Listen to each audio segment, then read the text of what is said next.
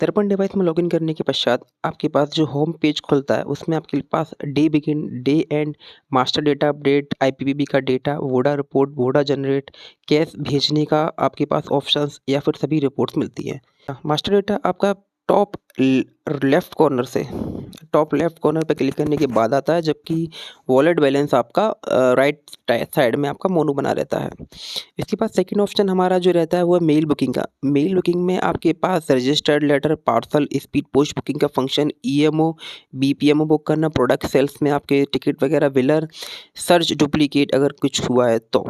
Mail delivery में आपका postman delivery में अगर आप देखा जाए तो डिलीवरी के सारे ऑप्शन आते हैं। देन आपका बैगिंग में आपका बैग ओपन, बैग क्लोज और बैग डिस्पैच का ऑप्शन आता है।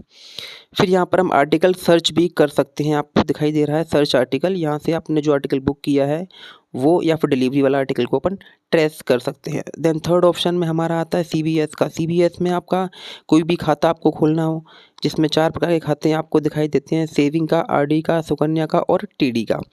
खाता खोलने के पश्चात अगर आपको कुछ जमा करना हो तो कैश डिपॉजिट आपके पास उपलब्ध है, कैश विड्रॉल उपलब्ध है। उसके बाद आपको अगर मिनी स्टेटमेंट निकालना है आपके यहाँ के खाते के तो वो भी आप निकाल सकते हैं। यहाँ पर आप चाहो तो किसी भी अन्य खाते के भी मिनी स्टेटमेंट निकाल सकते हैं। हाई वैल्यू विड्रॉल आपका 25,000 के अबोव का विड्रॉवल होता है, जो कि यहाँ से आप रिक्वेस्ट कर सकते हैं। अगर आपने कोई खाता खोला है, अगर आप उसकी इंक्वायरी करनी है तो आप उसको उसका जो रेफरेंस नंबर है, by reference number and by date, यानी कि जिस डेट में वो खाता आपके अकाउंट ऑफिस में खुला है वहाँ से सर्च कर सकते हैं। सीबीएस ट्रांजैक्शन कोई आपका फंस गया है या पेंडिंग में चला गया तो वो आप सीबीएस ट्रांजैक्शन अपडेट पर जाकर उसको अपडेट कर सकते हैं।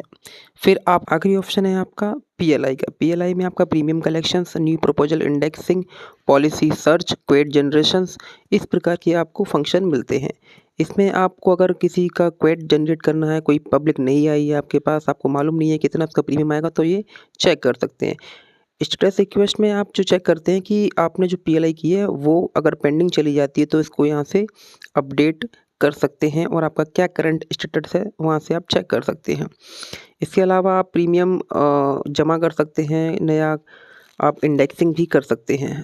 सबसे आखिरी में आपको डे एंड करना है डिवाइस में सब काम अगर आपका हो जाता है तो डे एंड के बाद आपको आईपीबी के फिगर इसमें अपडेट करने हैं। आईपीबी फिगर अपडेट करने के बाद अगर आपका सबसे इम्पोर्टेंट महत्वपूर्ण काम है वो है आपका वोडा जनरेट करना।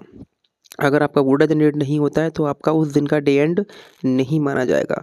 वोडा जनरेट करने के बाद अगर आपका कुछ आखिरी काम बचता है तो वो आपका सबसे महत्वपूर्ण काम है आपका डिवाइस लॉग आउट करना। लॉग आउट डिवाइस ज़रूर करें। लॉग आउट न करने की अवस्था में कभी कभी ऐसा होता है कि नेक्स्ट डे में आप लॉगिन तो कर लेते हैं लेकिन आपका रिपोर्ट में नॉट लॉगिन में शो होता है, इसलिए लॉगिन के बाद लॉग आउट शाम को ज़रूर करें।